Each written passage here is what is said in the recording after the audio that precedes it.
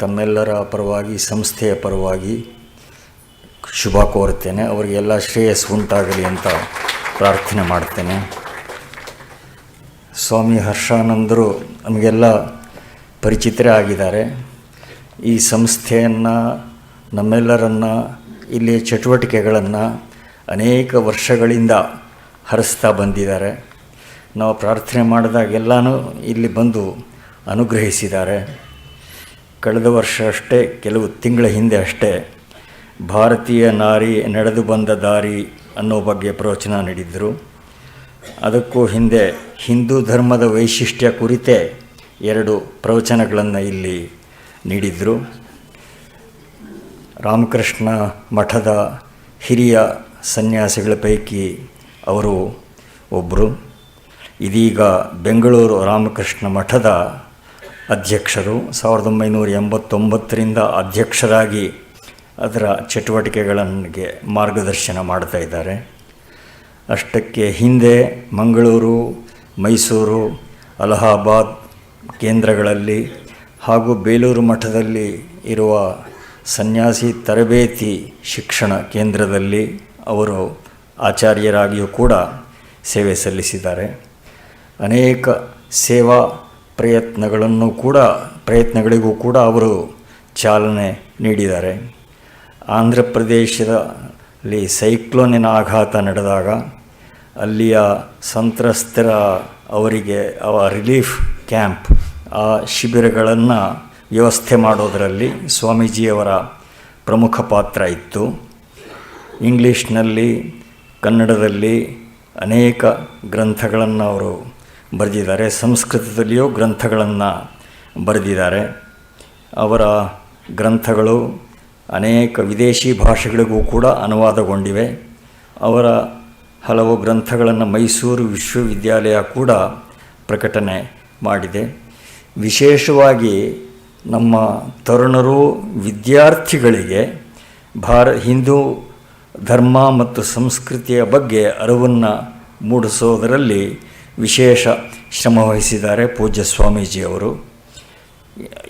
ಈಗ ಕೆಲವೇ ತಿಂಗಳ ಹಿಂದೆ ಅವರು 20 ವರ್ಷದ ಶ್ರಮದಿಂದ ಸಿದ್ಧಪಡಿಸಿದ ಹಿಂದೂ ಧರ್ಮದ ವಿಶ್ವಕೋಶ, 2000ಕ್ಕೂ ಹೆಚ್ಚು ಪುಟಗಳು, 3 ಸಂಪುಟಗಳಲ್ಲಿ ಇರುವ ಒಂದು ಹಿಂದೂ ಧರ್ಮ ವಿಶ್ವಕೋಶ ಈಗ ಕೆಲವೇ ತಿಂಗಳ ಹಿಂದೆ ಪ್ರಕಟಣೆಗೊಂಡು ಅದು ಜಗತ್ತಿನಲ್ಲೆಲ್ಲ ಮಾನ್ಯತೆ ಪಡ್ಕೊಂಡಿದೆ.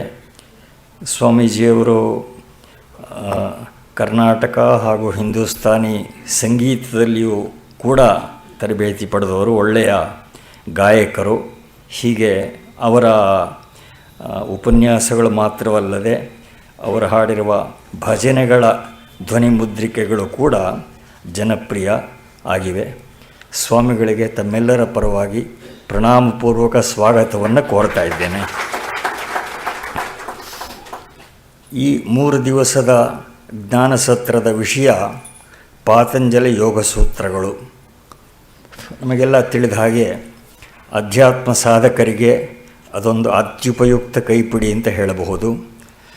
ದೈನಂದಿನ ಜೀವನದಲ್ಲಿ ದಕ್ಷತೆಯನ್ನು, ಸಾಮರ್ಥ್ಯವನ್ನು, ಕ್ಷಮತೆಯನ್ನು ವರ್ಧಿಸಿಕೊಳ್ಳುವುದಕ್ಕೆ ಬೇಕಾದ ಸಾಧನಾ ಸೂತ್ರಗಳು ಕೂಡ ಅದರಲ್ಲಿ ಹೇರಳವಾಗಿ ಇವೆ. ಉದಾಹರಣೆಗೆ ಈ ಯೋಗ ಮಾರ್ಗದ ಯಮನಿಯಮಾದಿ ಅಷ್ಟಾಂಗಗಳಲ್ಲಿ ಮೊದಲ ಮೆಟ್ಟಿಲೆ ಯಮ ಅಂದರೆ ನೈತಿಕತೆಯ ಅನುಷ್ಠಾನ.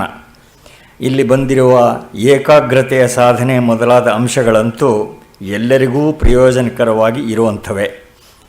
ಶಾರೀರಿಕ ನಿಯಂತ್ರಣದಿಂದ ಹಿಡಿದು ಅಂತಿಮ ಸಮಾಧಿ ಸ್ಥಿತಿಯವರೆಗಿನ ಎಲ್ಲ ಸಾಧನಾ ವ್ಯವಸ್ಥೆಗಳನ್ನು ಪತಂಜಲಿ ಮಹರ್ಷಿಗಳು ಹಂತ ಹಂತವಾಗಿ ವಿವರಿಸಿದ್ದಾರೆ. ಹೀಗೆ ಇದು ಒಂದು ಸಮಗ್ರವಾದ ದರ್ಶನ, ಸಮಗ್ರವಾದ ವಿಜ್ಞಾನ. ಮನುಷ್ಯನ ವಿಶೇಷ ಸಂಪತ್ತಾದ ಮನಃಶಕ್ತಿಯ ಸ್ವರೂಪವನ್ನು, ಬಳಕೆಯನ್ನು ಕುರಿತು ಇಲ್ಲಿರುವಷ್ಟು ಸಮಗ್ರ ಹಾಗೂ ವೈಜ್ಞಾನಿಕವಾದ ವಿವರಣೆ ಬೇರೆ ಎಲ್ಲಿಯೂ ಲಭ್ಯ ಇಲ್ಲ. ಆದ್ದರಿಂದಲೇ ಇದನ್ನು ರಾಜಯೋಗ ಅಂತ ಕರೆದಿದ್ದಾರೆ. ಸ್ವಾಮಿ ವಿವೇಕಾನಂದರ ರಾಜಯೋಗ ಎಂಬ ಹೆಸರಿನ ಗ್ರಂಥ ಪಾತಂಜಲ ಸೂತ್ರಗಳ ಮೇಲಿನ ವ್ಯಾಖ್ಯಾನವೇ ಆಗಿದೆ. ಅಧ್ಯಾತ್ಮ ಸಾಧಕರಿಗಂತೂ ಪಾತಂಜಲ ಸೂತ್ರಗಳು ದೊಡ್ಡ ನಿಧಿ ಆಗಿದೆ. ಆದರೆ ಇತರ ಸ್ತರಗಳವರೆಗೂ ಕೂಡ ಉಪಯುಕ್ತ ಮಾರ್ಗದರ್ಶಕ ಸೂತ್ರಗಳು ಇದರಲ್ಲಿ ಇವೆ. ಹೀಗೆ ಎಲ್ಲರಿಗೂ ಅನ್ವಯವಾಗುವ ಸಂಹಿತೆ ಇದು. ಇದರ ಸ್ಥೂಲ ಪರಿಚಯವನ್ನು ಈ 3 ದಿವಸಗಳಲ್ಲಿ ಪೂಜ್ಯ ಹರ್ಷಾನಂದಜಿ ಮಹಾರಾಜ್ ಅವರು ನಮಗೆ ಮಾಡಿಕೊಡೋರಿದ್ದಾರೆ. ಅವರಿಗೆ ಮತ್ತೊಮ್ಮೆ ಪ್ರಣಾಮವನ್ನು ಸಲ್ಲಿಸ್ತಾ ತಮ್ಮ ಪ್ರವಚನವನ್ನು ಆರಂಭ ಮಾಡಬೇಕು ಅಂತ ಪ್ರಾರ್ಥನೆ ಮಾಡ್ತೇನೆ.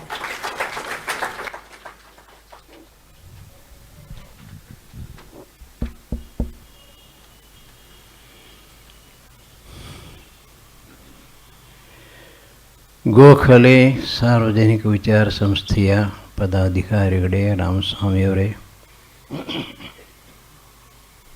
ಈ ದತ್ತಿ ಉಪನ್ಯಾಸವನ್ನು ಏರ್ಪಾಡು ಮಾಡಿರ್ತಕ್ಕಂಥ ಶ್ರೀಮತಿ ಮತ್ತು ಡಾಕ್ಟರ್ ತುಮಕೂರು ಸುಬ್ಬರಾಜು ಅವರ ಸಂಸಾರದವರೇ ಮತ್ತು ಭಕ್ತರೇ,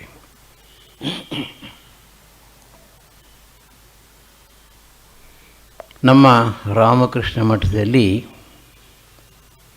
ಕೆಲವು ದಂತಕಥೆಗಳು ಉಂಟು. ಆ ದಂತಕಥೆಗಳನ್ನು ನಾವು ಪಬ್ಲಿಕ್ಕಾಗಿ ಹೇಳೋಕ್ಕಾಗೋಲ್ಲ, ಹಾಗೆ ಪುಸ್ತಕಗಳಲ್ಲಿ ಬರೆಯೋದಿಲ್ಲ.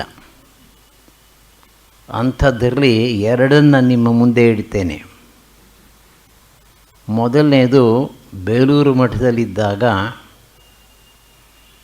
ಹಿಂದೂ ಸಮಾಜದಲ್ಲಿ ಜನ ಯಾವಾಗಲೂ ಪರಸ್ಪರ ಹೊಟ್ಟೆ ಕಿಚ್ಚಿನಿಂದ ಜಗಳ ಆಡ್ಕೊಳ್ತಾ ಇದ್ದದನ್ನು ನೋಡಿ ಸ್ವಾಮಿ ವಿವೇಕಾನಂದರು ತುಂಬ ಬೇಸತ್ತು ಒಮ್ಮೆ ಒಂದು ಮಾತನ್ನು ಹೇಳಿದ್ರಂತೆ, if there are 2 Hindus they will make 3 parties ಅಂತ.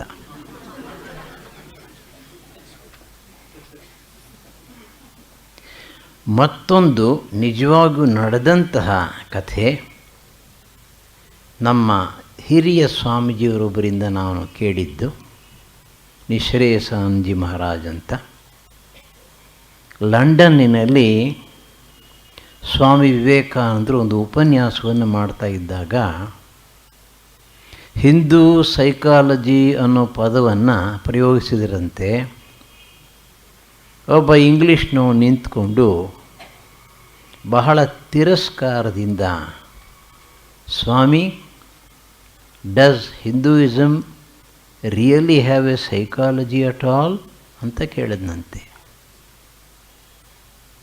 ಎಷ್ಟಾದರೂ ವಿವೇಕಾನಂದರಲ್ವೇ, ಸುಮ್ಮನಿರ್ತಾರೆ ಅವರು. ಅವರು ಉತ್ತರ ಕೊಟ್ಟರಂತೆ, yes yes, my religion does have a psychology, whereas your psychology deals with sick and abnormal minds, my psychology deals with healthy and supernormal minds ಅಂತ ಹೇಳಿ ಇದನ್ನೇ ಒಂದು ಚಾಲೆಂಜ್ ಆಗಿ ತಗೊಂಡು ರಾಜಯೋಗದ ತರಗತಿಗಳನ್ನು ಲಂಡನ್ನಲ್ಲಿ ಪ್ರಾರಂಭ ಮಾಡಿದ್ರಂತೆ. ಆ ರಾಜಯೋಗದ ತರಗತಿಗಳೇ ಇವತ್ತು ಸ್ವಾಮಿ ವಿವೇಕಾನಂದ ರಾಜಯೋಗ, ಪತಂಜಲಿ ಮಹರ್ಷಿಗಳ ಯೋಗ ಸೂತ್ರಗಳ ಮೇಲೆ ಅವರ ವ್ಯಾಖ್ಯಾನ ಪುಸ್ತಕದ ರೂಪದಲ್ಲಿ ಬಂದಿದೆ. ಅಷ್ಟೇ ಅಲ್ಲ, ಸ್ವಾಮೀಜಿಯವರು ವ್ಯಾಖ್ಯಾನ ಮಾಡುವಾಗ ಕ್ಲಾಸ್ನಲ್ಲಿ ಎಷ್ಟೋ ಸಲ ಧ್ಯಾನಕ್ಕೆ ಕುಳಿತುಬಿಟ್ಟು ಸಮಾಧಿ ಹೊರಟೋಗ್ತಾ ಇದ್ದರಂತೆ. ನಾವು ಅವರ ಚಿತ್ರಪಟವನ್ನು ನೋಡಿದ್ದೇವೆ, ಧ್ಯಾನಕ್ಕೆ ಕುಳಿತಿರ್ತಕ್ಕಂಥದ್ದು. ಲಂಡನ್ನಿನಲ್ಲಿ ಆ ರೀತಿ ಕುಳಿತು ಸಮಾಧಿಗೆ ಹೋದಂತಹ ಸಮಯದಲ್ಲಿ ತೆಗೆದಂತಹ ಚಿತ್ರ ಅದು. ಇದು ಹಿನ್ನೆಲೆ ಅಂತ ಹೇಳಬಹುದು. ನಮ್ಮಲ್ಲಿ ಜೀವನದ ಸಾಮಾನ್ಯ ಸಮಸ್ಯೆಗಳನ್ನು ಪರಿಹರಿಸಿಕೊಂಡ ಮೇಲೆ ನಮ್ಮ ಪ್ರಾಚೀನ ಋಷಿ ಮುನಿಗಳು ಜೀವನದ ಸಮಸ್ಯೆಗಳನ್ನು ಕುರಿತು ಚಿಂತನೆ ಮಾಡ್ತಾಯಿದ್ದರು. ಫುಡ್, ಕ್ಲೋದಿಂಗ್, ಶೆಲ್ಟರ್ ಅಂತ ಹೇಳ್ತಾರೆ, ಮಿನಿಮಮ್ ನೆಸೆಸಿಟೀಸ್ ಆಫ್ ಲೈಫ್. ಇದು ಮುಗಿದ ಮೇಲೆ ಈ ಮಾನವ ಜೀವನದ ಅರ್ಥ ಏನು, ದೇವರು ಅನ್ನೋ ಒಂದು ಶಕ್ತಿ ವ್ಯಕ್ತಿ ಇದ್ದಾನೆಯೇ, ನಾವು ಹುಟ್ಟೋಕ್ಕೆ ಮುಂಚೆ ಎಲ್ಲಿದ್ವಿ, ಏನಾಗಿದ್ವಿ, ಸತ್ತ ಮೇಲೆ ಇರ್ತೇವೆ ಇಲ್ವೇ, ಏನಾಗ್ತೀವಿ, ಮಾನವ ಜನ್ಮದ ಗುರಿ ಏನು, ಯಾವುದೋ ಒಂದು ನಿಶ್ಚಿತವಾದ ಗುರಿ ಇದ್ದ ಪಕ್ಷದಲ್ಲಿ ಅದನ್ನು ತಲುಪ್ತಕ್ಕಂಥ ಮಾರ್ಗ ಏನು, ಹೀಗೆ ವಿಚಾರ ಮಂಥನವನ್ನು ನಡೆಸ್ತಾ ಇರುವಾಗ ಈ ದರ್ಶನಗಳು ಹುಟ್ಕೊಂಡವು. ಶ್ವೇತಾಶ್ವತರ ಉಪನಿಷತ್ತಿನ ಪ್ರಾರಂಭದಲ್ಲಿ ಬಹಳ ಸೊಗಸಾದಂತಹ ಒಂದು ದೃಶ್ಯವನ್ನು ಕಾಣ್ತೇವೆ. ಕೆಲವು ಋಷಿಗಳು ಸೇರಿದ್ದಾರೆ, ಸತ್ಯ ಏನು ಅನ್ನೋದ್ರ ಬಗ್ಗೆ ಚರ್ಚೆ ಮಾಡ್ತಾ ಇದ್ದಾರೆ. ಬೌದ್ಧಿಕವಾಗಿ ಎಷ್ಟೇ ಚರ್ಚೆ ಮಾಡಿದರೂ ಕೂಡ ಯಾವ ನಿರ್ಣಯಕ್ಕೂ ಬರಲಿಕ್ಕಾಗದೇ ಇದ್ದದ್ದರಿಂದ ತೇ ಧ್ಯಾನಯೋಗಾನುಗತಾ ಅಪಶ್ಯನ್ ಅಂತ ಹೇಳುತ್ತೆ ಉಪನಿಷತ್ತು. ಅಲ್ಲಿಂದ ಹೊರಟು ಧ್ಯಾನಯೋಗವನ್ನು ಆಶ್ರಯಿಸಿದರಂತೆ, ಅದರಲ್ಲಿ ಕಂಡುಕೊಂಡ್ರಂತೆ ಪರಬ್ರಹ್ಮ ವಸ್ತುವಿನ ವಿಷಯವನ್ನು. ಹೀಗೆ ನಾವು ಇದನ್ನು ದರ್ಶನಗಳು ಅಂತ ಕರೀತೇವೆ. ಪಾಶ್ಚಾತ್ಯರು ಪಾಶ್ಚಾತ್ಯ ದೇಶಗಳಲ್ಲಿ ಅದನ್ನು ಫಿಲಾಸಫಿ ಅಂತ ಕರೀತಾರೆ. ಫಿಲಾಸಫಿ ಅನ್ನೋ ಶಬ್ದಕ್ಕೆ ಲವ್ ಆಫ್ ನಾಲೆಡ್ಜ್ ಅನ್ನೋ ಅರ್ಥವನ್ನು ಕೊಡ್ತಾರೆ. ಅವ್ರದ್ದು ಬಹುಮುಖವಾಗಿ ಬೌದ್ಧಿಕವಾಗಿ ಬಂದಂತಹ ವಿಷಯಗಳು, ನಮ್ಮದು ನೇರವಾಗಿ ಅನುಭವದಿಂದ, ಮಿಸ್ಟಿಕಲ್ ಎಕ್ಸ್ಪೀರಿಯನ್ಸ್ನಿಂದ ಬಂದಂತಹ ದರ್ಶನಗಳು. ಆದ್ದರಿಂದಲೇ ಇದಕ್ಕೆ ದರ್ಶನ ಅಂತ ಹೆಸರು. ದರ್ಶನ ಅಂದರೆ ನೋಡುವುದು ಅಂತ ಅರ್ಥ. ಆಸ್ತಿಕ ನಾಸ್ತಿಕ ದರ್ಶನಗಳು ಅಂತ ಎರಡು ಭಾಗ ಮಾಡಿ ನಮ್ಮವರು. ಅದರಲ್ಲಿ ಆಸ್ತಿಕ ದರ್ಶನಗಳನ್ನು 6 ಅಂತ ಹೇಳ್ತಾರೆ, ಷಡ್ ದರ್ಶನಗಳು. ಈ ಷಡ್ ದರ್ಶನಗಳಲ್ಲಿ ಇವತ್ತಿಗೂ ಕೂಡ ಬಹಳ ಮುಖ್ಯವಾಗಿರ್ತಕ್ಕಂಥ ಪ್ರಚಲಿತವಾಗಿರ್ತಕ್ಕಂತಹ ದರ್ಶನಗಳು ಅಂದರೆ ಯೋಗ ದರ್ಶನ ಮತ್ತು ವೇದಾಂತ ದರ್ಶನ. ಶಂಕರಾಚಾರ್ಯರು ಯೋಗ ದರ್ಶನದ ತತ್ವಗಳನ್ನು, ಫಿಲಾಸಫಿಯನ್ನು ಮಾತ್ರ ಟೀಕಿಸ್ತಾರೆ ಹೊರತು ಅದರಲ್ಲಿ ಹೇಳಿರ್ತಕ್ಕಂತಹ ಸಾಧನಾ ಪಥವನ್ನು ಅಲ್ಲ. ಎರಡನ್ನೂ ನಾವು ಸೇರಿಸ್ಕೋಬಹುದು. ವೇದಾಂತದಲ್ಲಿ ನಾವು ಯಾವುದನ್ನು ನಿಧಿಧ್ಯಾಸನ ಅಂತ ಕರಿತೀವೋ ಆ ನಿಧಿಧ್ಯಾಸನಕ್ಕೆ ಪತಂಜಲಿ ಮಹರ್ಷಿಗಳು ತೋರಿಸಿರ್ತಕ್ಕಂಥ ಅಷ್ಟಾಂಗ ಯೋಗವನ್ನು ಸೇರಿಸ್ಕೋಬಹುದು. ಇಂತಹ ಒಂದು ಅದ್ಭುತವಾದ ಪಾತಂಜಲಿ ಯೋಗ ದರ್ಶನವನ್ನು ಕುರಿತು ಅದರ ಒಂದು ಸಂಕ್ಷಿಪ್ತ ಪರಿಚಯವನ್ನು ಮಾಡಿಕೊಳ್ಳೋಣ. ಸಾಂಖ್ಯಶಾಸ್ತ್ರ ಮತ್ತು ಯೋಗಶಾಸ್ತ್ರ ಒಂದೇ ನಾಣ್ಯದ 2 ಮುಖಗಳಿದ್ದ ಹಾಗೆ. ಈ ಸಾಂಖ್ಯಶಾಸ್ತ್ರ, ಸಾಂಖ್ಯ ಎಂಬತಕ್ಕಂಥ ಶಬ್ದ, ಇದರ ಮೂಲ ತತ್ವಗಳು, ಇದನ್ನು ಉಪನಿಷತ್ತುಗಳಲ್ಲೂ ಕೂಡ ಕಾಣ್ತೇವೆ. ಸಾಂಖ್ಯ ಅಂದರೆ ಜ್ಞಾನ ಅಂತಲೂ, ಜ್ಞಾನಯೋಗಕ್ಕೆ ಸಂಬಂಧಿಸಿರ್ತಕ್ಕಂಥ ವಿಷಯವನ್ನೇ ಸಾಂಖ್ಯಯೋಗ ಅಂತ ಕರೆದಿದ್ದಾರೆ ಅಂತಲೂ ಹೇಳ್ತಾರೆ. ಆದರೆ ಯಾವುದೋ ಒಂದು ಕಾಲದಲ್ಲಿ ಈಗ ನಾವು ತಿಳ್ಕೊಂಡಿರ್ತಕ್ಕಂಥ ಈಶ್ವರ ಕೃಷ್ಣನಿಂದ ಪ್ರಾರಂಭವಾದ ಸಾಂಖ್ಯ ದರ್ಶನ ಸ್ವಲ್ಪ ಬೇರೆಯಾಯಿತು ಅಂತ ಹೇಳ್ತಾರೆ ಅಷ್ಟೇ. ನಿಜವಾಗಿ ನೋಡಿದರೆ ಸಾಂಖ್ಯ ದರ್ಶನದ ಹೆಚ್ಚು ಕಡಿಮೆ ಎಲ್ಲ ವಿಷಯಗಳನ್ನು ಕೂಡ ವೇದಾಂತ ದರ್ಶನ ಒಪ್ಪಿಕೊಂಡಿದೆ. ಈ ಸಾಂಖ್ಯ ದರ್ಶನಕ್ಕೂ ಯೋಗಶಾಸ್ತ್ರಕ್ಕೂ ಅಥವಾ ಯೋಗ ದರ್ಶನಕ್ಕೂ ಇರೋ ವ್ಯತ್ಯಾಸ ಒಂದೇ ಒಂದು. ಸಾಂಖ್ಯ ದರ್ಶನದಲ್ಲಿ ಪ್ರಧಾನ ಅಥವಾ ಪ್ರಕೃತಿ ಮತ್ತು ಪುರುಷ ಅಥವಾ ಜೀವಾತ್ಮಗಳನ್ನು 2 ತತ್ವಗಳನ್ನು ಮಾತ್ರ ಒಪ್ಪಿಕೊಂಡಿದೆ, ಈಶ್ವರ ತತ್ವವನ್ನು ಒಪ್ಪಿಕೊಂಡಿಲ್ಲ. ಯೋಗಶಾಸ್ತ್ರದಲ್ಲಿ ಈಶ್ವರ ತತ್ವವನ್ನು ಕೂಡ ಸೇರಿಸ್ಕೊಂಡಿದ್ದಾರೆ. ಆದ್ದರಿಂದಲೇ ಸಾಂಖ್ಯವನ್ನು ನಿರೀಶ್ವರ ಸಾಂಖ್ಯ ಅಂತಲೂ, ಯೋಗಶಾಸ್ತ್ರವನ್ನು ಯೋಗ ದರ್ಶನವನ್ನು ಶೇಶ್ವರ ಸಾಂಖ್ಯ ಅಂತಲೂ ಕೂಡ ಕರೀತಾರೆ. ಮತ್ತೊಂದು ವಿಷಯ ನಾವು ಕಾಣ್ತಕ್ಕಂಥದ್ದು, ಬೇರೆ ಶಾಸ್ತ್ರ ಗ್ರಂಥಗಳಲ್ಲಿ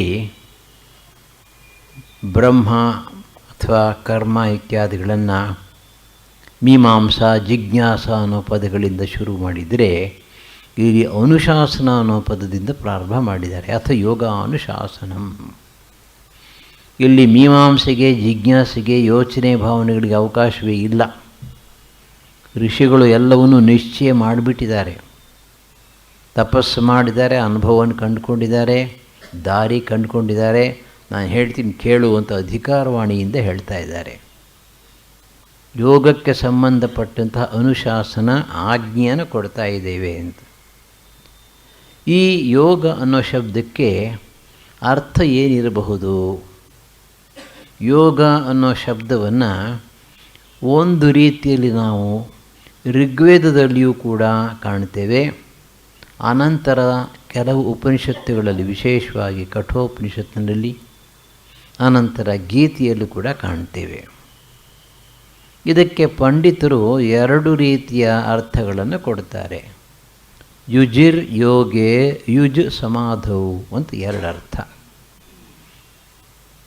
ನಮ್ಮಲ್ಲಿ ಒಂದು ತತ್ವ ಉಂಟು. ಪ್ರತಿಯೊಂದು ನಾಮಪದವೂ ಕೂಡ ಯಾವುದೋ ಒಂದು ಮೂಲ ಕ್ರಿಯಾಪದದಿಂದ ಬಂದಿದೆ ಅಂತ ಅರ್ಥ. ಯುಜ್ ಅನ್ನೋ ಕ್ರಿಯಾಪದದಿಂದ ಯೋಗ ಅನ್ನೋ ನಾಮಪದ ಬಂದಿದೆ.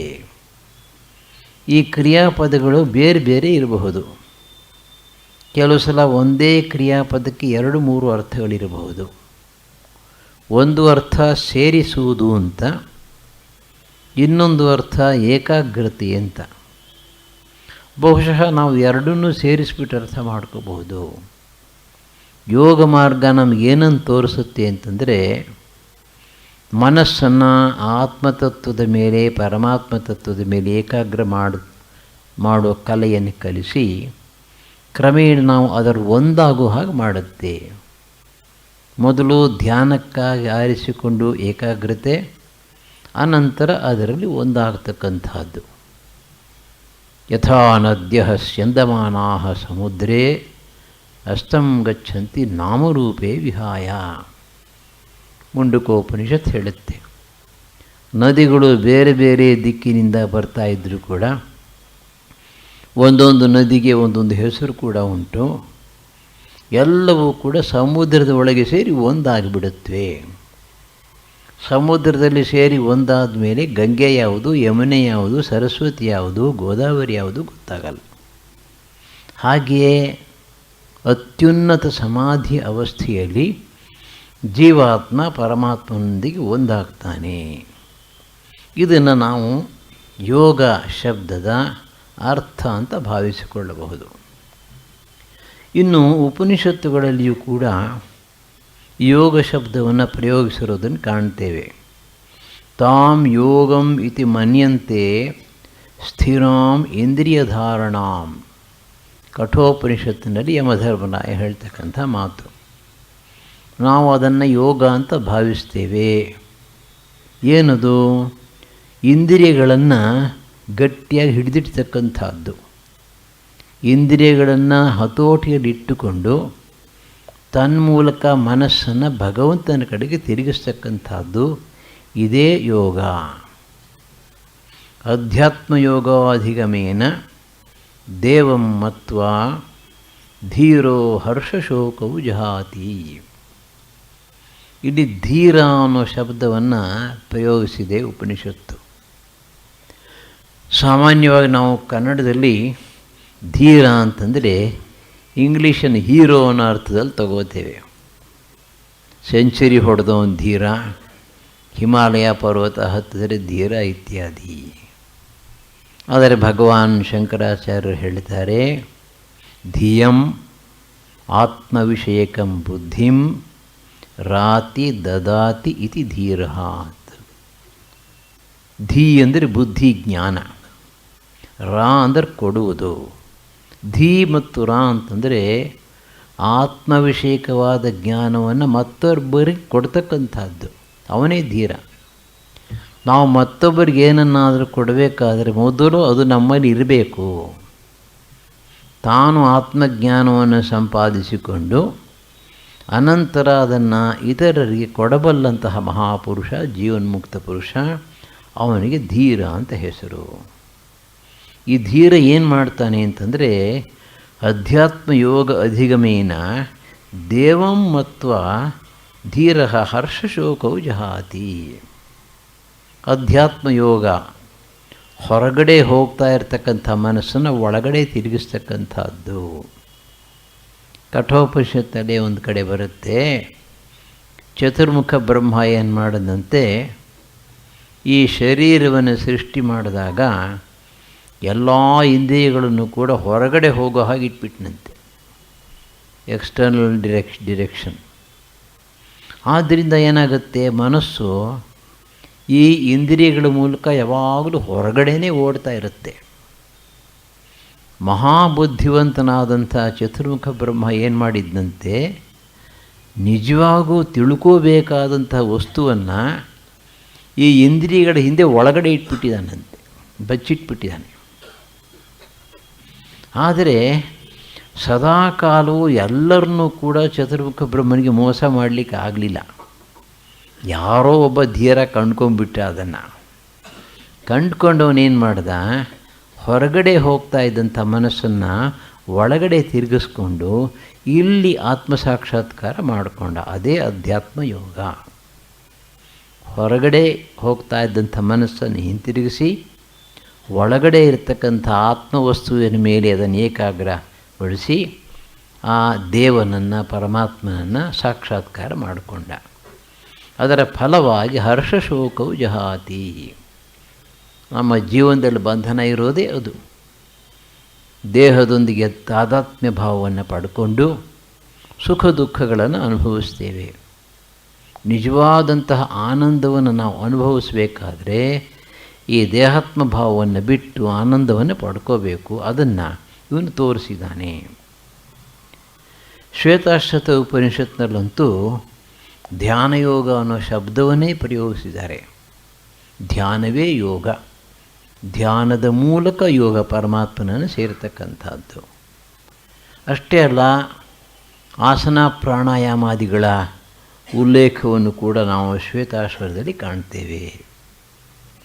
ಅಂದರೆ ಅರ್ಥ, ಒಟ್ಟಿನಲ್ಲಿ ಅಭಿಪ್ರಾಯ, ಯಾವುದನ್ನು ನಾವು ಪಾತಂಜಲ ಯೋಗ ದರ್ಶನದಲ್ಲಿ ಕಾಣ್ತೇವೋ ಇದರ ಮೂಲ ಯೋಚನೆ, ಭಾವನೆಗಳನ್ನು, ತತ್ವಗಳನ್ನು ಅತ್ಯಂತ ಪ್ರಾಚೀನವಾದ ಋಗ್ವೇದದಿಂದ ಹಿಡಿದು ಉಪನಿಷತ್ತುಗಳವರೆಗೆ ಅಲ್ಲಲ್ಲೇ ಅವುಗಳನ್ನು ಕಾಣ್ತಾ ಬಂದಿದ್ದೇವೆ. ಆ ಒಂದು ವಿಜ್ಞಾನ, ಸೈನ್ಸ್ ಮುಂಚೆನೇ ಇತ್ತು. ಪತಂಜಲಿ ಮಹರ್ಷಿಗಳು ತಮ್ಮ ಕಾಲದಲ್ಲಿ ಅದನ್ನು ಕ್ರೋಢೀಕರಿಸಿದ್ರು ಅಂತ ಹೇಳಬಹುದು. ಸಾಮಾನ್ಯವಾಗಿ ಪಂಡಿತರು ಹೇಳೋದು ಪತಂಜಲಿ ಮಹರ್ಷಿಗಳ ಕಾಲ 200 BC ಅಂತ ಹೇಳ್ತಾರೆ. ಇರಲಿ, ಒಟ್ಟಿನಲ್ಲಿ ಅವರು ಈ ಯೋಗಶಾಸ್ತ್ರವನ್ನು ಒಂದು ವ್ಯವಸ್ಥಿತವಾದ ರೀತಿಯಲ್ಲಿ ಕೊಟ್ಟರು. ಇಲ್ಲಿ ಬಹುಶಃ ನಾವು ಇನ್ನೂ ಒಂದು ಮಾತನ್ನು ನೆನಪಿಗೆ ತಂದುಕೋಬಹುದು. ಹಿಂದಿನ ಕಾಲದಲ್ಲಿ ಈಗ ಇದ್ದ ಹಾಗೆ ಬರವಣಿಗೆ, ಪ್ರಿಂಟಿಂಗ್ ಪ್ರೆಸ್ಸು ಅದೆಲ್ಲ ಇರಲಿಲ್ಲ. ಎಲ್ಲವನ್ನು ಕೂಡ ಜ್ಞಾಪಕದಲ್ಲಿ ಇಟ್ಕೋಬೇಕಾಗಿತ್ತು. ಆದ್ದರಿಂದ ಅವರು ಇನ್ಬಿಲ್ಟ್ ಕಂಪ್ಯೂಟರ್ಸ್ ಆಗಿದ್ದರು ಹಳೆ ಕಾಲದಲ್ಲಿ. ಇವತ್ತು ಹೊರಗಡೆ ಕಂಪ್ಯೂಟರ್ ಬಂದಿದ್ದರಿಂದ ಇದು 0 ಆಗ್ತಾ ಉಂಟು. ಯಾವುದಾದ್ರೂ ಒಂದು ಶಾಸ್ತ್ರವನ್ನು ಹೇಳಿಕೊಡಬೇಕಾದ್ರೆ ಆ ಅಪಾರವಾದಂತಹ ಶಾಸ್ತ್ರವನ್ನು ಚಿಕ್ಕ ಚಿಕ್ಕ ಸೂತ್ರಗಳ ರೂಪದಲ್ಲಿ ರಚನೆ ಮಾಡ್ತಾಯಿದ್ರು. ಈಗ ಇದನ್ನೇ ತಗೊಳ್ಳಿ, ಅಥವಾ ಯೋಗಾನುಶಾಸನಮಿಂದ ಪ್ರಾರಂಭ ಆಗುತ್ತೆ. 195 ಸೂತ್ರಗಳಿವೆ. ಋಷಿ ಗುರು ಏನು ಮಾಡೋನು, ಮೊದಲನೇ ಸೂತ್ರ ಹೇಳೋನು, ಅದನ್ನು ಪಾಠ ಮಾಡಿಸೋನು.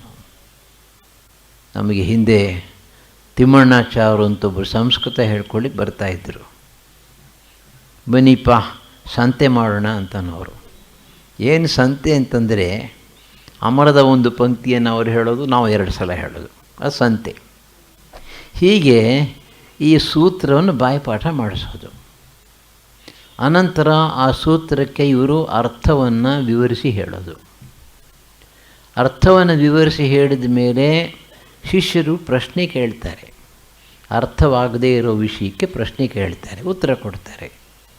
ಇನ್ಯಾರೋ ಕೆಲವರು ಅದಕ್ಕೆ ಸಂಶಯಗಳನ್ನು ಎಬ್ಬಿಸ್ತಾರೆ, ಒಬ್ಜೆಕ್ಷನ್ಸ್, ಆಕ್ಷೇಪಗಳನ್ನು ಎಬ್ಬಿಸ್ತಾರೆ. ಅಲ್ಲಿಗೆ ಸಂಶಯಗಳಿಗೆ ಉತ್ತರ ಕೊಡಬೇಕು, ಆಕ್ಷೇಪಗಳಿಗೆ ಸಮಾಧಾನ ಮಾಡಬೇಕು. ಒಟ್ಟಿನಲ್ಲಿ ಚಿಂತನ ಮಂಥನ ನಡೆಯುತ್ತೆ. ಸುಮಾರು 10 ದಿನಗಳ ಕಾಲ ಅಥ ಯೋಗಾನುಶಾಸನಂ. ಅಲ್ಲಿಗೆ ಒಂದು ಪೂರ್ಣ ರೂಪವನ್ನು ಪಡೆಯುತ್ತೆ ಉಪದೇಶ. ಅನಂತರ 2ನೇ ಸೂತ್ರ, ಅನಂತರ 3ನೇ ಸೂತ್ರ. ಸುಮಾರು 2-3 ವರ್ಷಗಳಲ್ಲಿ ಈ 195 ಸೂತ್ರಗಳು ಕೂಡ ಬಾಯಿಪಾಠ ಆಗಿರುತ್ತೆ. ಅದರ ಜೊತೆಗೆ ಪ್ರತಿಯೊಂದು ಸೂತ್ರದ ಅರ್ಥವಿಸ್ತಾರ ಮನಸ್ಸಿನಲ್ಲಿ ನಿಂತು ಹೋಗಿರುತ್ತೆ.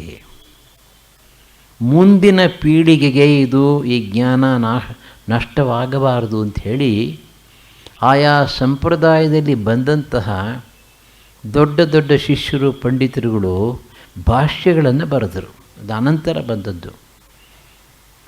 ಪತಂಜಲಿ ಯೋಗ ಸೂತ್ರಗಳ ಮೇಲೆ ವ್ಯಾಸ ಭಾಷ್ಯ ಅಂತ ಉಂಟು. ಅರ್ಲಿಯೆಸ್ಟ್ ಕಾಮೆಂಟ್ರಿ ಅದೇನೆ. ವ್ಯಾಸ ಭಾಷ್ಯದ ಸಹಾಯ ಇಲ್ಲದೆ ಹೋದರೆ ನಮಗೆ ಯೋಗ ಸೂತ್ರ ಅರ್ಥವಾಗ್ತಾನೇ ಇರಲಿಲ್ಲ. ಹೇಗೆ ಬ್ರಹ್ಮಸೂತ್ರಗಳಿಗೆ ಶಂಕರರ ಭಾಷ್ಯದ ಪರಿಚಯ ಇಲ್ಲದೆ ಹೋದರೆ ಅರ್ಥವಾಗಲು ಹಾಗೆ. ಹೀಗೆ ಮುಂದೆ ಬಂದಂಥವರು ಭಾಷ್ಯಗಳನ್ನು ಬರೆದು ವಿಸ್ತಾರ ಮಾಡ್ತಾ ಹೋದರು.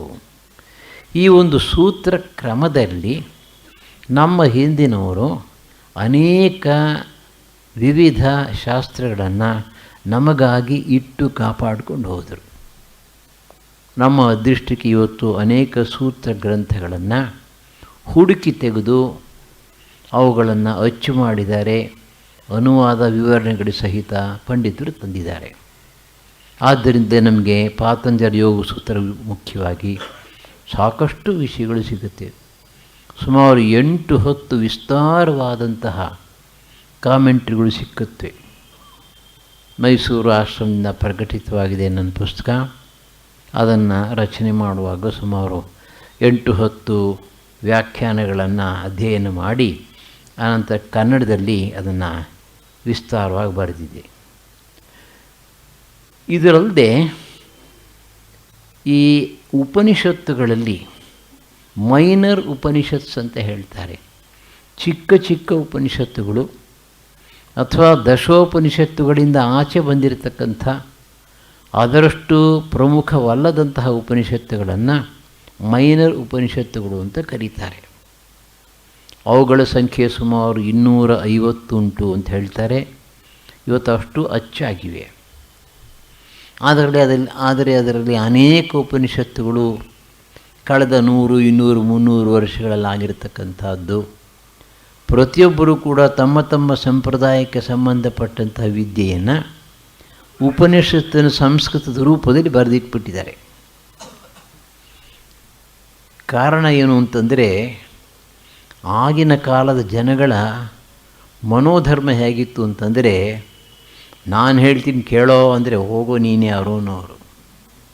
ವ್ಯಾಸ ಮಹರ್ಷಿಗಳು ಹೇಳಿದಾರಪ್ಪ, ವಾಲ್ಮೀಕಿಗಳು ಹೇಳಿದ್ದಾರೆ ಅಂತಂದರೆ ಹೌದಾ ಅಂತ ಅನ್ನೋರು.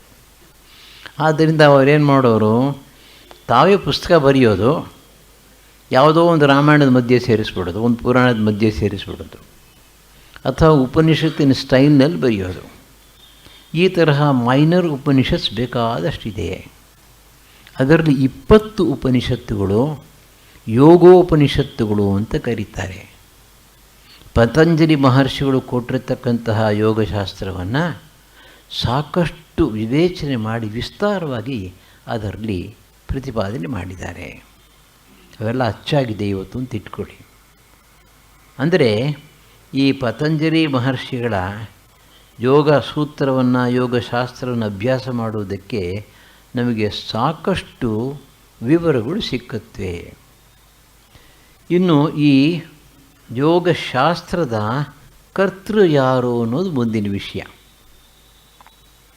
ನಮ್ಮಲ್ಲಿ ಯಾವ ಜ್ಞಾನಕ್ಷೇತ್ರವನ್ನು, ವಿಜ್ಞಾನವನ್ನು ತೆಗೆದುಕೊಂಡರೂ ಕೂಡ ಅದರ ಮೂಲ ಕರ್ತೃ ಇಲ್ಲ ಶಿವ ಆಗಿರಬೇಕು, ಇಲ್ಲ ವಿಷ್ಣು ಆಗಿರಬೇಕು, ಇಲ್ಲ ಚತುರ್ಮುಖ ಬ್ರಹ್ಮ ಆಗಿರಬೇಕು. ಅವನಿಂದ ಬಂದಿದೆ ಅದು.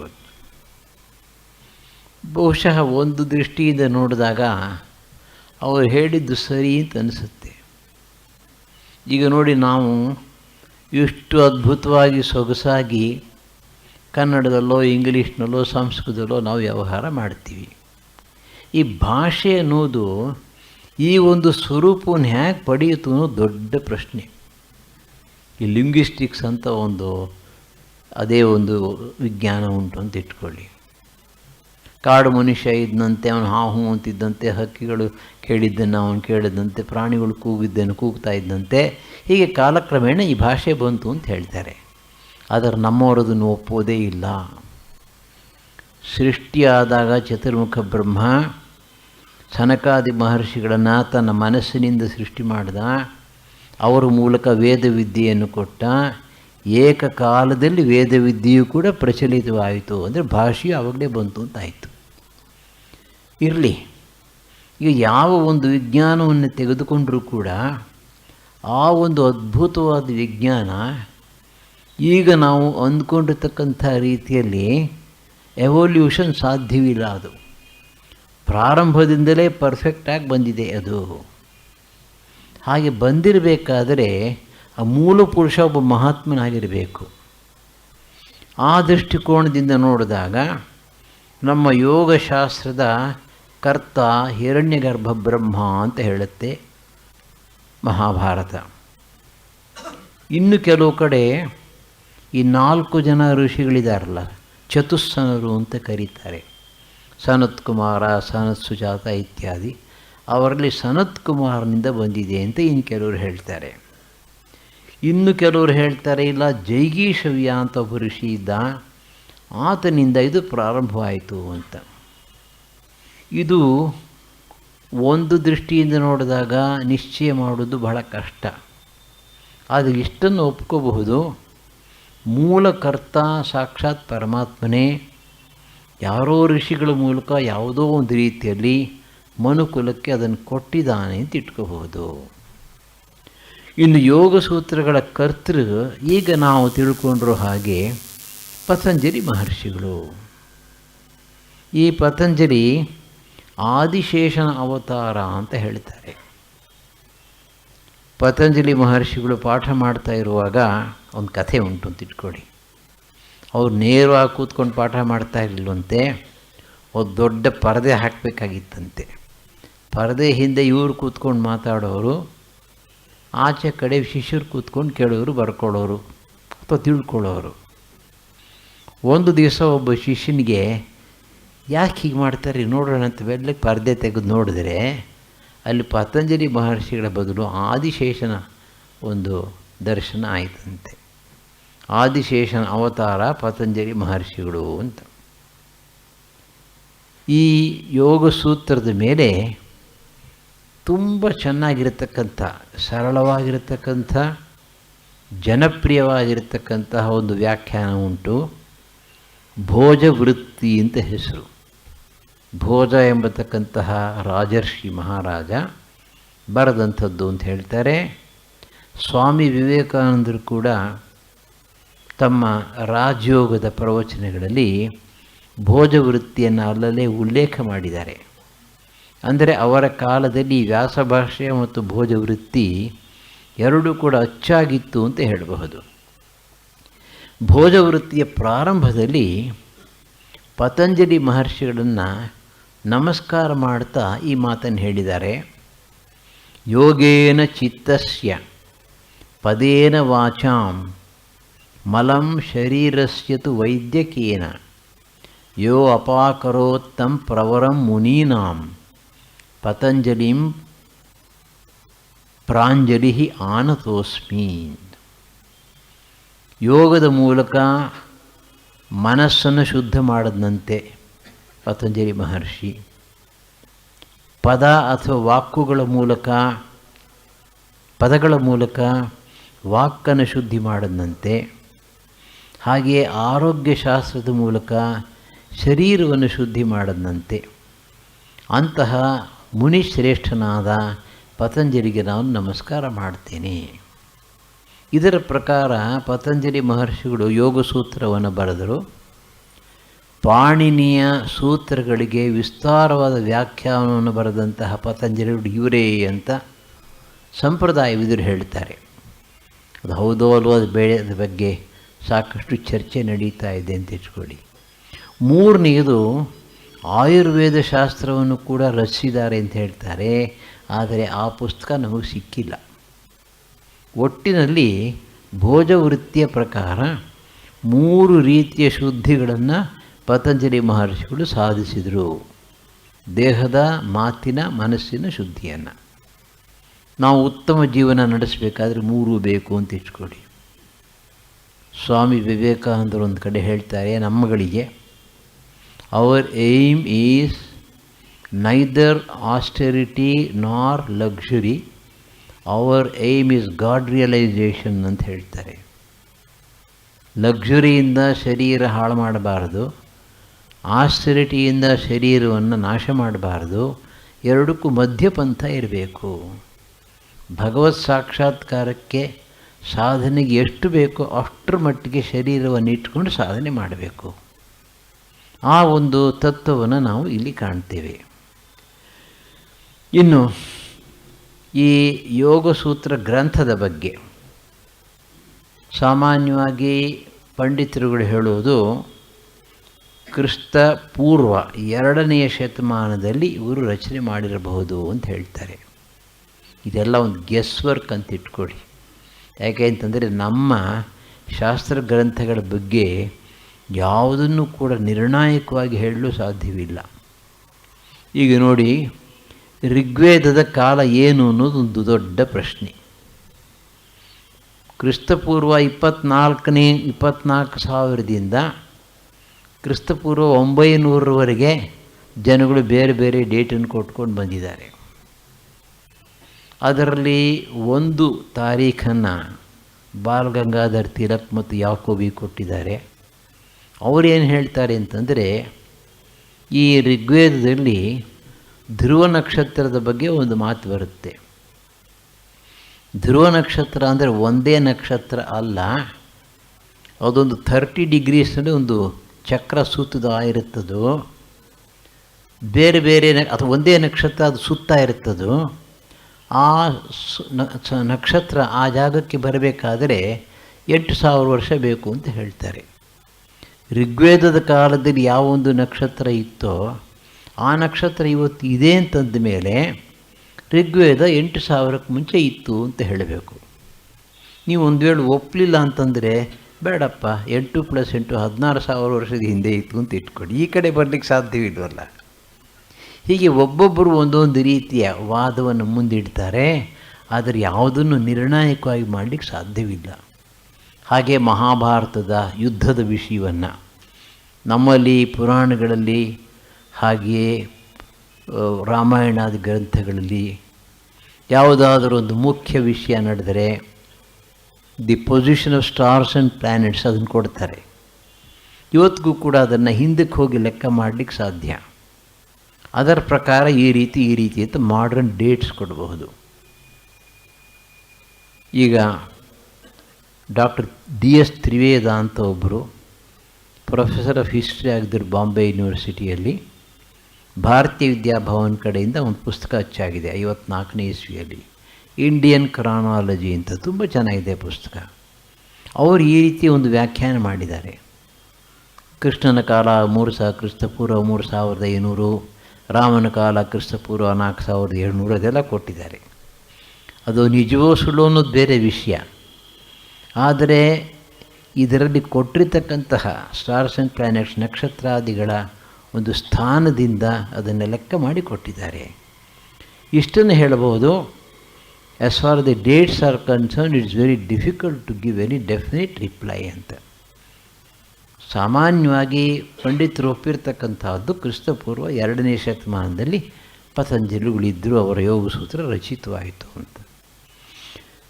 ಇಂತಹ ಒಂದು ಸೂತ್ರ ಗ್ರಂಥವನ್ನು ನಾವು ಅರ್ಥ ಮಾಡಿಕೊಳ್ಬೇಕಾದ್ರೆ ವ್ಯಾಖ್ಯಾನಗಳ ಸಹಾಯ ಇಲ್ಲದೆ ಸಾಧ್ಯವಿಲ್ಲ. 2 ಕಾರಣ. ಮೊದಲನೇದು ಅದರ ಭಾಷೆ, ಎರಡನೇದು ಅವರೇನು ಮಾಡ್ತಾರೆ ಅಂತಂದರೆ ಅನೇಕ ಯೋಚನೆ ಭಾವನೆಗಳನ್ನು ಬಹಳ ಸಂಗ್ರಹವಾದ ರೀತಿಯಲ್ಲಿ ಇಡ್ತಾರೆ. ನಿಮ್ಮೆಲ್ಲ ನೋಡಿದ್ದೀರಿ, ಮ್ಯಾಥಮೆಟಿಕ್ಸ್ನಲ್ಲಿ ಕೆಮಿಸ್ಟ್ರಿನಲ್ಲಿ ಫಾರ್ಮುಲಾ ಅಂತ ಹೇಳ್ತಾರೆ. H2O ಅನ್ನೋ ಫಾರ್ಮುಲಾ ಅರ್ಥ ಮಾಡ್ಕೋಬೇಕಾದ್ರೆ ನಮಗೇನು ತಲೆಬಾಲ ಗೊತ್ತಾಗಲ್ಲ. ಫಿಸಿಕ್ಸ್ ಮೇಷ್ಟ್ರು ಹೇಳಬೇಕು ಅದು ಏನು ಅಂತ. ಇದು ಕೂಡ ಹಾಗೇನೆ.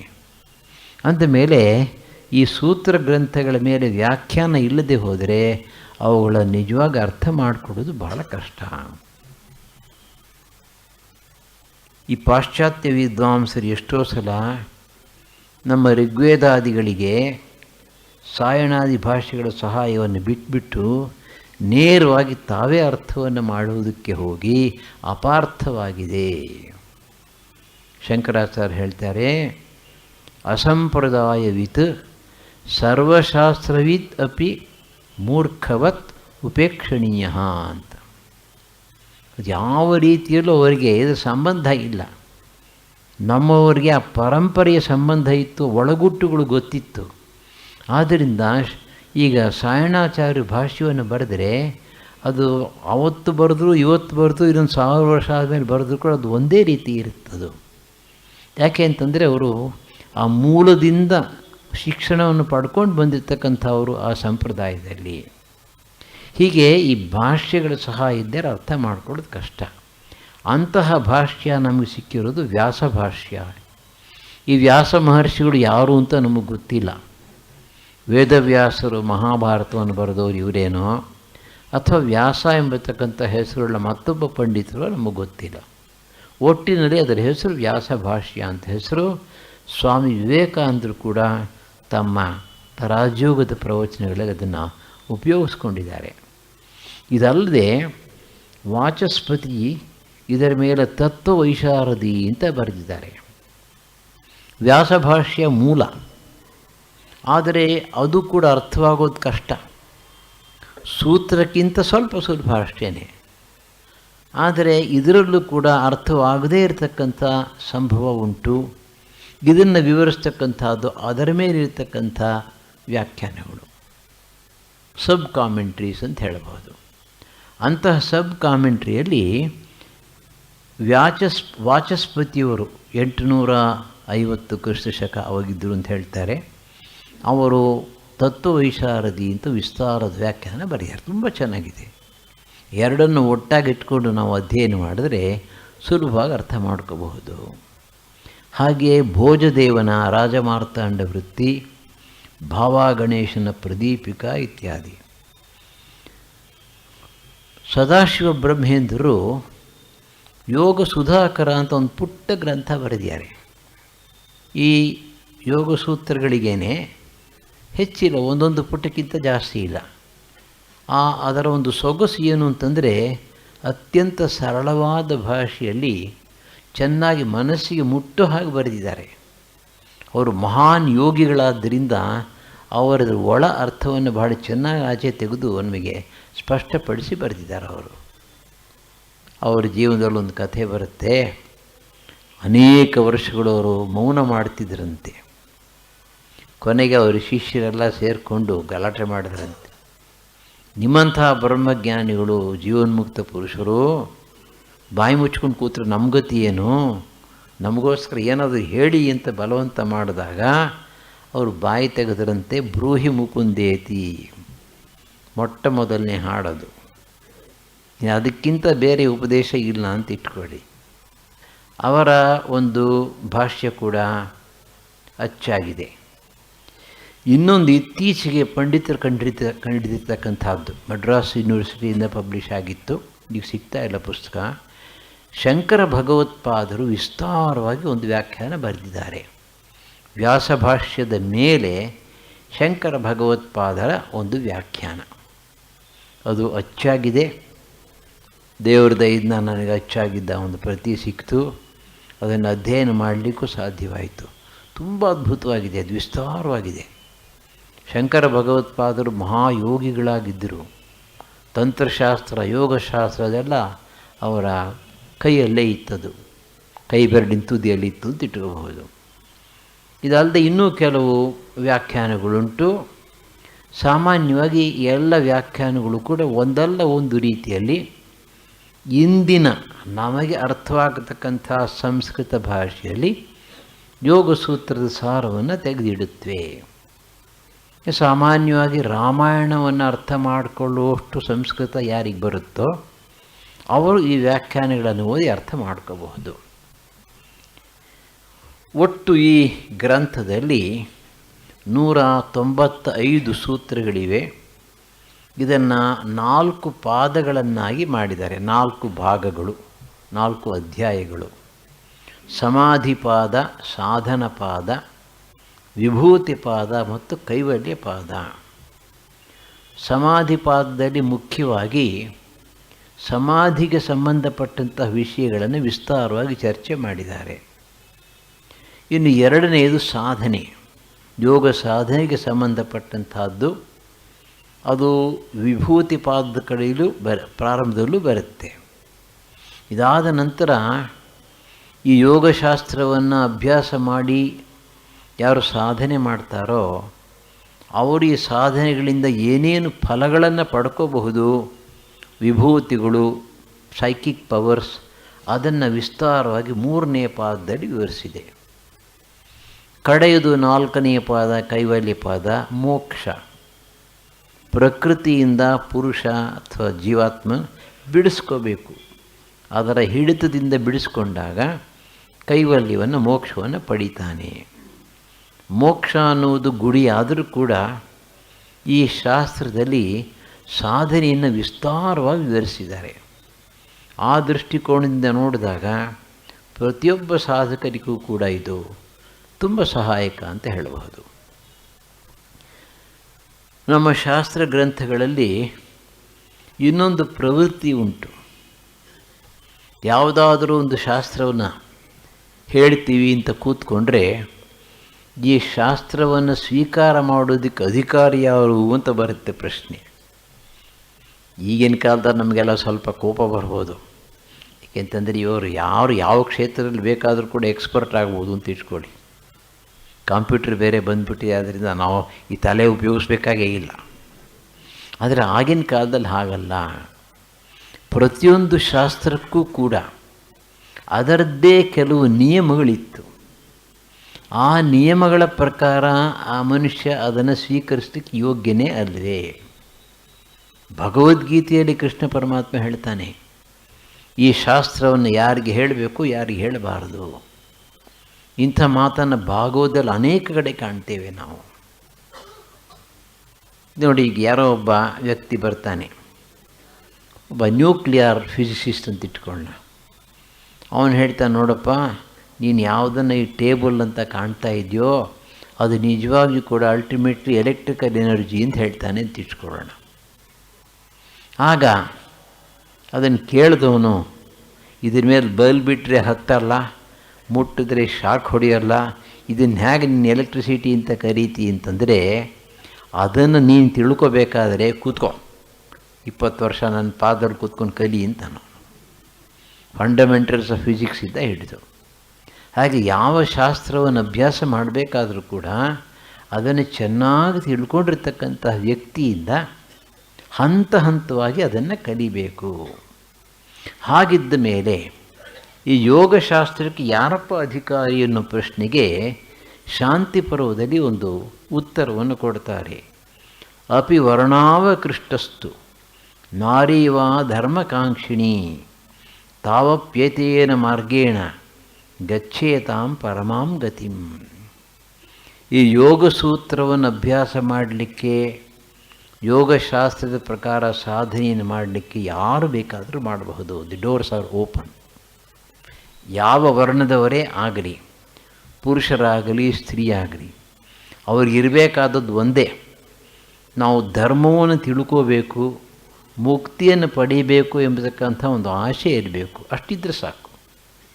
ಹಾಗಿದ್ದ ಮೇಲೆ ಯಾರು ಬೇಕಾದರೂ ಈ ಒಂದು ಶಾಸ್ತ್ರವನ್ನು ಅಭ್ಯಾಸ ಮಾಡಬಹುದು, ಸಾಧನೆಯನ್ನು ಮಾಡಬಹುದು.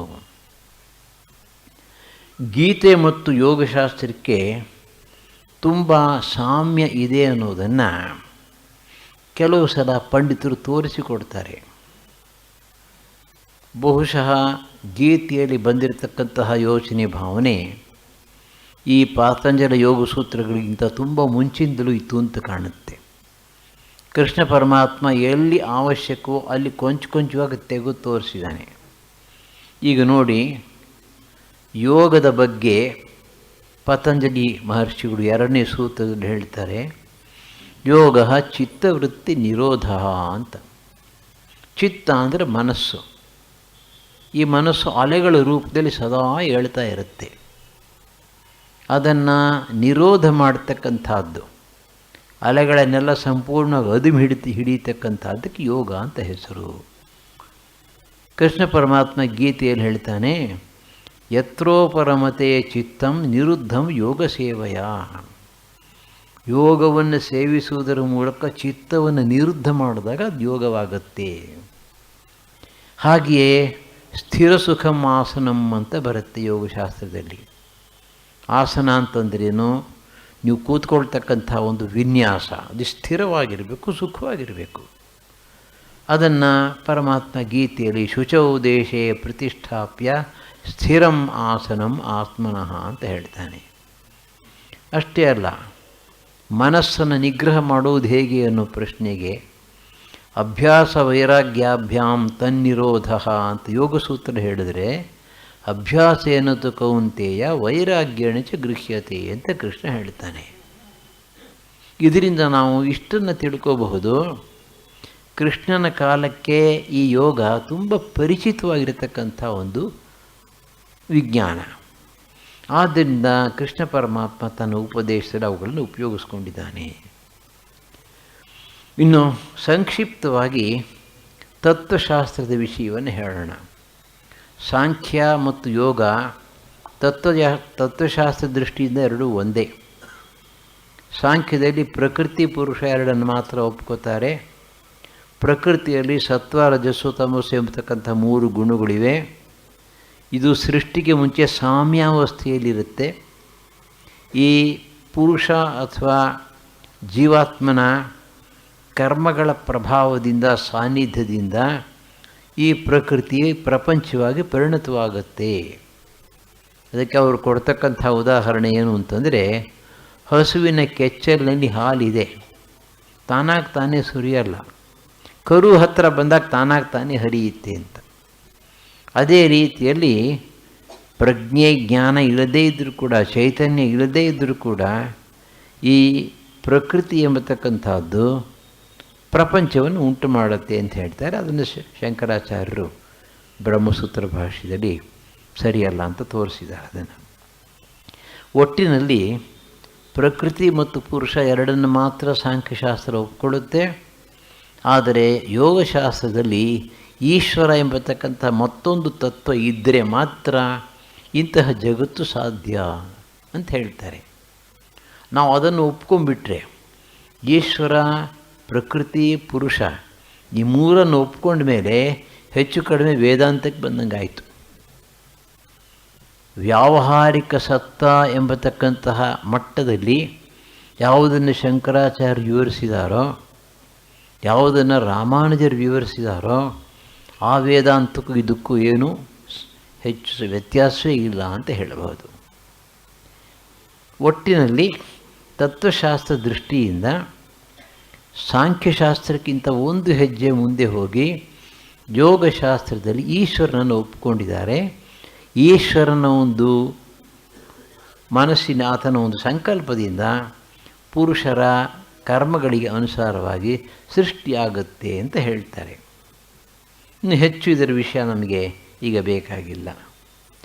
ಇನ್ನು ಯೌಗಿಕ ಮನಃಶಾಸ್ತ್ರ, ಯೋಗಶಾಸ್ತ್ರದ ಪ್ರಕಾರ ಮನಸ್ಸಿನ ಒಂದು ಸ್ವರೂಪ ಎಂಥದ್ದು? ಪುರುಷ ಅಥವಾ ಆತ್ಮ ಅವನು ಚೈತನ್ಯ, ವೇದಾಂತ ಹೇಳೋ ಹಾಗೆ. ಸ್ಥೂಲ ಸೂಕ್ಷ್ಮ ಶರೀರಗಳ ಒಂದಿಗೆ ತಾದಾತ್ಮ್ಯವನ್ನು ಹೊಂದಿರುವುದರಿಂದ ಅವನಿಗೆ ಬಂಧನ ಉಂಟಾಗಿದೆ. ಈ ಬಂಧನ ಯಾಕೆ ಬಂತು, ಹೇಗೆ ಬಂತು ಅಂತ ಹೇಳೋಕ್ಕಾಗಲ್ಲ. ಅನಾದಿ ಕಾಲದಿಂದಲೂ ಕೂಡ ಅವಿದ್ಯೆಯ ಸಂಬಂಧದಿಂದ ಒಂದು ಬಂಧನ ಬಂದಿದೆ. ಅವಿದ್ಯೆ ಅನಾದಿ ಆದರೂ ಕೂಡ ಅನಂತ ಅಲ್ಲ, ಶಾಂತ ಅಂತ ಹೇಳ್ತಾರೆ. ಅನಾದಿ ಅಂತಂದ್ರೆ ನಮಗೆ ಗೊತ್ತಿಲ್ಲ ಅಂತ ಅರ್ಥ ಅಷ್ಟೇ, ಹೇಗೆ ಬಂತು ಅಂತ ಗೊತ್ತಿಲ್ಲ. ಆತ್ಮವಸ್ತು ನಿಜವಾಗ್ಲೂ ಕೂಡ ಸದಾ ಕಾಲವೂ ಬಂಧನದಿಂದ ಮುಕ್ತನಾಗಿರ್ತಕ್ಕಂಥವನಾದರೆ ಮೊಟ್ಟ ಮೊದಲನೇ ಬಂಧನ ಹೇಗೆ ಉಂಟಾಯಿತು ಅಂತ ಪ್ರಶ್ನೆ ಕೇಳಿದರೆ ಅದಕ್ಕೆ ಉತ್ತರ ಕೊಡೋಕ್ಕಾಗಲ್ಲ. ಅನಾದಿ ಅಂತ ಹೇಳ್ತಾರೆ. ಆದರೆ ಅದನ್ನು ಹೋಗಲಾಡಿಸಬಹುದು ಅಂತ ಹೇಳ್ತಾರೆ. 54ನೇ ಇಸ್ವಿಯಲ್ಲಿ ಅಂತ ಕಾಣುತ್ತೆ. ನಾವೆಲ್ಲ ಶಂಕರ ಮಠಕ್ಕೆ ಹೋಗ್ತಾ ಇದ್ವಿ. ರಾಮಚಂದ್ರ ಶಾಸ್ತ್ರಿಗಳು ಅಂತ ಭಾಳ ದೊಡ್ಡ ಪಂಡಿತರು, ನೀವು ಕೇಳಿರಬಹುದು. ಅಭಿನವ ವಿದ್ಯಾತೀರ್ಥರಿಗೆ ಗುರುಗಳವರು, ಚಂದ್ರಶೇಖರ್ ಭಾರತಿಗಳ ಶಿಷ್ಯರು. ವೇದಾಂತ ಹೇಳ್ಕೊಡ್ತಾಯಿದ್ರು ನಮಗೆ. ಈ ವಿಷಯದ ಬಗ್ಗೆ ಚರ್ಚೆ ಬಂದಾಗ ಅವರೊಂದು ದೃಷ್ಟಾಂತ ಕೊಟ್ಟರು. ನೋಡಪ್ಪ, ಇಲ್ಲಿ ಘಟ ಇದೆಯೋ ಅಂತಂದರು. ಖಾಲಿ ಘಟ ಇಲ್ಲ. ಇಲ್ಲಿ ಘಟ ಇಲ್ಲ ಅಂದಮೇಲೆ ಇಲ್ಲಿ ಘಟಾಭಾವ ಇದೆ ಅಂತಾಯಿತು. ಘಟದ ಅಭಾವ ಇಲ್ಲಿ ಇದೆ ಅಂತಾಯಿತು. ಈ ಘಟಾಭಾವ ಎಷ್ಟು ಕಾಲದಿಂದ ಇದೆ ಅಂತ ಹೇಳಿದ್ರೆ ಅನಾದಿ ಕಾಲದಿಂದ ಇದೆ. ಒಂದು ಘಟ ತಂದಿಟ್ಟರೆ ಹೋಯ್ತದು. ಘಟಾಭಾವ ಅನಾದಿ ಕಾಲದಿಂದಲೂ ಇದೆ, ಒಂದು ಘಟ ತಂದಿಟ್ಟರೆ ಹೋಯ್ತದು. ಈ ಅವಿದ್ಯೆ ವಿಷಯ ಕೂಡ ಹಾಗೆ. ಅನಾದಿ ಕಾಲದಿಂದ ಅವಿದ್ಯೆ ಇದೆ, ಆದರೆ ಜ್ಞಾನವನ್ನು ಸಂಪಾದಿಸಿದಾಗ ಅವಿದ್ಯೆ ತಾನಾಗಿ ಹೋಗುತ್ತೆ ಅಂತ. ಇದನ್ನು ನಾವು ಸಾಂಖ್ಯ ಮತ್ತು ಯೋಗಶಾಸ್ತ್ರಗಳಲ್ಲಿಯೂ ಕೂಡ ಕಾಣ್ತೇವೆ. ಆ ಜ್ಞಾನವನ್ನು ಸಂಪಾದಿಸಬೇಕಾದರೆ ಅದಕ್ಕೆ ಯೋಗ ಸಾಧನಾ ಪಥವನ್ನು ತೋರಿಸಿಕೊಡುತ್ತೆ. ಆ ಜ್ಞಾನದ ಮೂಲಕವೇ ಮುಕ್ತಿ.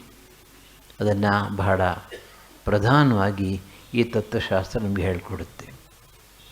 ಇಲ್ಲಿಂದ ಮುಂದಕ್ಕೆ ಸಾಕಷ್ಟು ವಿಷಯಗಳನ್ನು ಯೋಗಶಾಸ್ತ್ರದಲ್ಲಿ ವಿಸ್ತಾರವಾಗಿ ಹೇಳಿದೆ.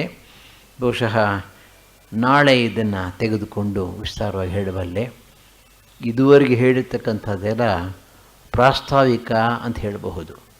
ಅದರ ನಿಜವಾದಂತಹ ಯೋಗಸೂತ್ರದ ಅಧ್ಯಯನ ನಾಳೆಯಿಂದ ಪ್ರಾರಂಭವಾಗುತ್ತೆ. ಮತ್ತು ಅದು ಬಹಳ ಸ್ವಾರಸ್ಯಕರವಾಗಿರ್ತಕ್ಕಂಥ ವಿಷಯ ಕೂಡ. ಎಷ್ಟೋ ಸಲ ನಮಗೆ ಆಶ್ಚರ್ಯವಾಗುತ್ತೆ, ಎಷ್ಟು ಅದ್ಭುತವಾದಂತಹ ರೀತಿಯಲ್ಲಿ ಈ ಮನಸ್ಸಿನ ವಿಷಯವನ್ನು, ಮನೋನಿಗ್ರಹದ ವಿಷಯವನ್ನು ಈ ಪತಂಜಲಿ ಮಹರ್ಷಿಗಳು ಯಾವ ರೀತಿ ಅದನ್ನು ನಮಗೆ ಉಪದೇಶ ಮಾಡಿದ್ದಾರೆ, ತೋರಿಸ್ಕೊಟ್ಟಿದ್ದಾರೆ ಅಂತ. ನಾಳೆ ದಿವಸ ಇದನ್ನು ಮುಂದುವರಿಸೋಣ.